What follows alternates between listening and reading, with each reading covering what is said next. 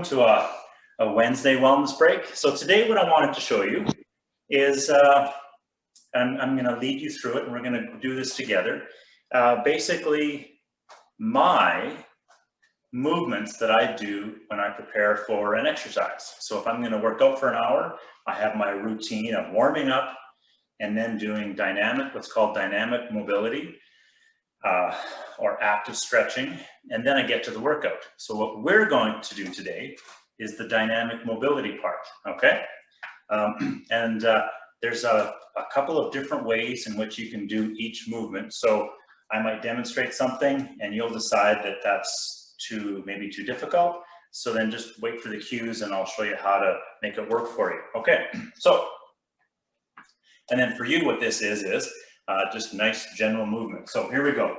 The first one we've done before, where all we're going to do is take a leg and step it back, and then forwards and alternate. So it looks like this, just reaching back with the foot and switching from side to side. So you're joining me on this now. You're reaching back as far as you feel comfortable. So I'm going to say not as far as possible, but as far as you find comfortable, okay? The back leg really never bears that much weight.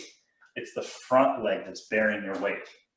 And what this does is activates your balance because you're on one leg part of the time. And it gets this front leg. Welcome to Monday morning movement. So we're going to stand up and start moving. All we're going to do is some kind of hiking on the spot as the knee comes up and touches your hand. You don't have to have the hand really high. So if it's comfortable to just lift the foot, a couple inches off the ground, but you're touching the hand each time. And then whenever you're doing this, you're also picking up the toes. So the toe is also lifting, not drooping and hanging down towards the ground, all right? Just nice and gentle, stepping. So you started this at a comfortable level, right? So you're lifting as high as you feel comfortable. I don't mean as high as possible, just comfortable, right? So now we're just gonna take this up a notch. You're gonna raise your hands a little bit, and so the knee or the thigh has to come a little higher. And we're doing this slowly. So if the speed that I'm going feels fast for you, then just slow it down, okay? Remember those toes. So many things to remember. Perfect. 3, 2, 1. All right, we're gonna come out of that. So we're gonna continue with that same motion for a little bit, and I'm gonna show you a way to increase the intensity without increasing the, complexity or the difficulty in the movement. It doesn't always have to be faster to be harder. Sometimes it can be slower and therefore safer, but also harder. So same idea, we're gonna take that same height that you were accomplishing, okay? And now we're all gonna do it together. I'm gonna say left knee up, and then we're gonna hold it. And then I'll say down, right knee up, and then right knee down, okay? All right, here we go. Left knee up. And it's pressing into your hand. Remember that toe, it's lifted. Left knee down, right knee up. And right knee down, left knee up. Now there's very good possibility that some of you have already fallen over. So then just get up and rejoin. Left knee down, right knee up. And right knee down. Left knee up, keep breathing. Balance equals breathing, or whatever, breathing equals balance. Big breaths gives you the best chance of doing this. Left knee down, right knee up.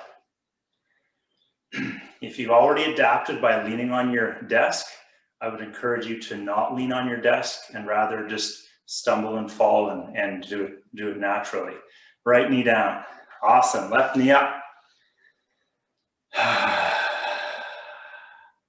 You feel the heat, right? You're not doing anything, at least it doesn't look like you are, but you're starting to feel the heat. Left knee down, last one here, right knee up. Catch the balance. hold it, and down. Okay, relax. All right. So with that, you were probably, when one knee came up and it was touching your hand, you probably just had a gentle force in there. Well, maybe, I don't know, less than a pound, we'll say. All right. So if you imagine holding something heavy now, so this is an 8-pound kettlebell. So imagine holding a jug of milk in your hand. How much pressure is that? Okay. That's how much pressure I want between your hand and your thigh this time, roughly. Okay. So you're on my count. 3, 2, 1. Left knee comes up, and the hand presses down into the thigh. Thigh pushes up into the hand, and the right foot is just tingling inside that shoe, trying to find balance. And down. Okay, right knee up and press. Lift those toes in the right shoe. Balance. And down. Okay, same thing. Left knee up. Press hand into thigh, thigh into hand. Notice that when you have that tension there, well, you're spending more energy, so maybe you're getting tired, but also your balance all of a sudden becomes a little better, right? You've got some tension going on. Left leg down, right leg up. So sometimes when we're trying to balance, we try to use as little effort as possible. But now we're finding out that more effort actually gives us better balance. Right leg down, left leg up. Oh. Now you're pressing between your hand and your thigh as hard as you feel you want to. I'm suggesting 5 to 10 pounds, but if that's irrelevant, you're just trying, that's it. And down with that leg. Last one here, right leg up. And you're pressing, and you're pressing, and you're pressing, and you're waiting for me to say down, and right leg down and relax. Okay, now you're standing super tall, okay? Super tall. So I want your head up, your chest up, and I want your weight to shift onto your toes so your pelvis kind of shoots out front, all right? Perfect. I bet you're doing it just perfectly. Okay, and then relax, shake it out. All right, again, you see my body's kind of in an arc. You maybe can't see yourself, but if your weight goes into your toes and your shoulders go back and your stomach sticks out, that's really all we're trying to do. And all we're doing is putting a really gentle stretch on these hip flexors. All right, 3, 2, 1, and then relax. Shake that out. We're gonna do that one more time, all right? So standing tall, weight shifts onto your toes, pelvis shoots forwards. You're not looking at the ceiling, you're still looking straight forwards. Your belly is sticking out, and you're actually holding, like again, if I had my tennis ball and I chucked it at you, it would just bounce off your stomach, just like concrete wall, just comes back to me faster than I threw it. 3, 2, 1. Get someone to do that with you sometimes. See what happens. See how much the tennis ball bounces back. Just kidding. Never do that. It's just sad. You'd think, oh, it'll bounce off my stomach. No, it doesn't. It just falls right straight to the floor. All right. Awesome. Now the heat's going. So we're going to take our arms in a big swoop up to the top as we inhale. Ready? Arms swing to the top. Inhale. And then as they come down, exhale. And again, inhale. And then down, exhale. One more time, inhale. And then as we come down, exhale. Perfect. Whenever we're taking big, deep breaths in a row, we can revert to that ujjayi breath, that kind of throat squeezing breath. That just slows the rate that the air moves, and that prevents us from getting lightheaded from hyperventilating. So whenever someone says, take some deep breaths, breathe however you want, but you can always implement that squeezing mouth closed, in through the nose, and you make that sound on the way in, on the way out. So you can do that as we do this. Now, the arms are moving, and it's easy to bring attention to the arms, but what I want you to bring most of your attention to is where is the air going, okay? As the air fills the lungs, first thing that should happen is the stomach should start to distend and stick out. But with the fullest breath that we can take, the chest does rise and also fill, okay? So as we rise with the arms and inhale deeply, I want you to see if you can feel the air filling the stomach first and then the chest rise. Ready? Inhale, arms go up. And then exhale, arms go down. Inhale, arms go up. Exhale, arms go down.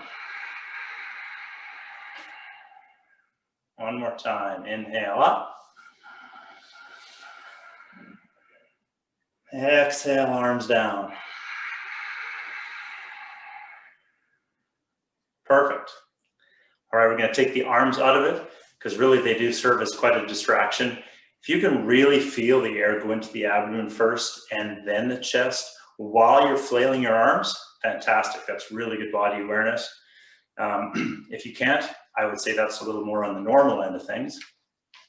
So taking the arms out of the equation, putting one hand on the belly, one hand on the chest, looking straight forwards. We're going to take a deep breath in. We should hopefully be feeling the bottom hand go out first and the top hand maybe rise at the end.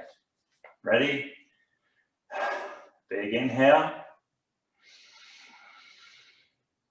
And exhale. Inhale. And exhale.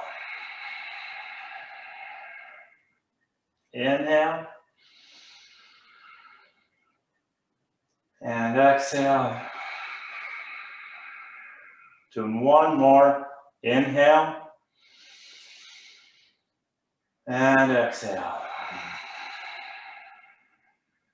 Awesome.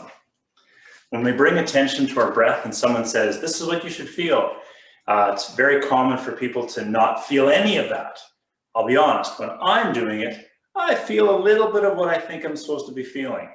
I know it's supposed to be happening. I can demonstrate little pieces at a time, but to put it all together, it feels ratchety and uncoordinated. So something to work on. All right, back to our first exercise, and then we're going to breathe. So the left leg comes up to the left hand. It presses as hard as you want. You can choose how vigorous you're pressing. Remember that left toe has to come up. And now, big inhale. And exhale. We're doing 3 breaths. Inhale. Exhale. Last one. Inhale. And exhale. And come out. Woo. Last one, last leg, then you're back to work. Right leg up to the right hand. Press as vigorous as you want. Check those right toes, make sure they're lifted, and inhale. And exhale. Inhale. Exhale. Inhale. Exhale. And then come out of that. Whew. All right. Good luck with the rest of your day. Thanks for showing up, and I will see you later. Take care.